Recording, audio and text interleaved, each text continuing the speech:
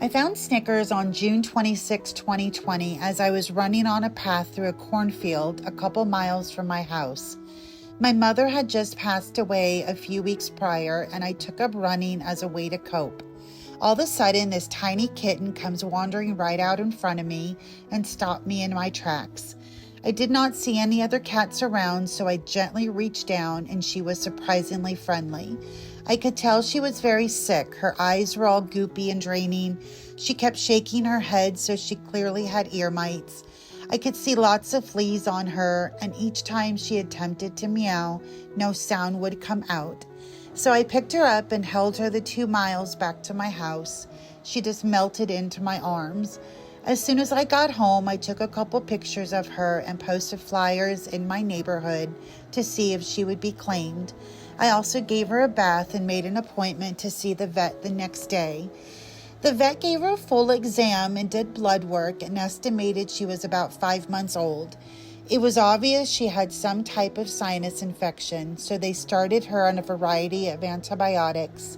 After a few days, no one claimed her, so I decided to do everything I could to make her well. But her condition was not getting any better, and after a few weeks, even though the vet tried a variety of meds, nothing was working. I had a decision to make. I could either put her down or the vet would send me to a specialist to try to get to the root of her problems. I was also warned that it would be very costly. I chose to send her to the specialist, which was a couple hours from where I live.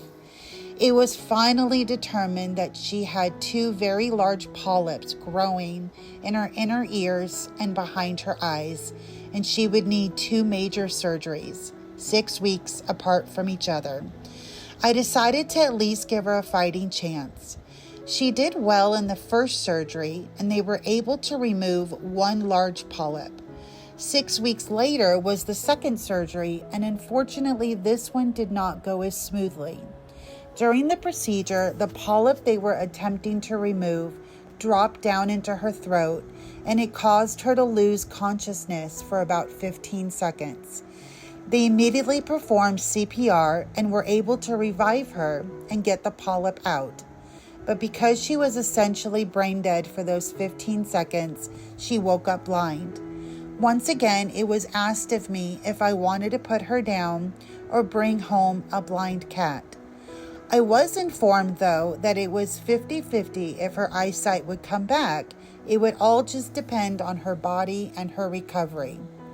I, of course, made the decision to bring her home, and if she ended up staying blind, then we would just love on her and figure it out. About 8 weeks later, though, I was waving a toy in front of her, and I noticed that her eyes were moving back and forth. I immediately took her back up to the vet for an exam, and her eyesight had indeed come back. Now I have a beautiful, healthy 4-year-old cat with the biggest and brightest smile. She is incredibly unique and has a human-like personality. She loves to sit up and emulate how I'm sitting. She enjoys watching television, playing fetch with her favorite ball. She is very attached to me and will follow me everywhere I go in the house. She is one of the most unique looking cats that I have ever seen, with such striking markings on her face. Snickers and I both saved each other on that fateful day. I've always felt that my mother was watching out for me. She knew I needed Snickers as much as Snickers needed me.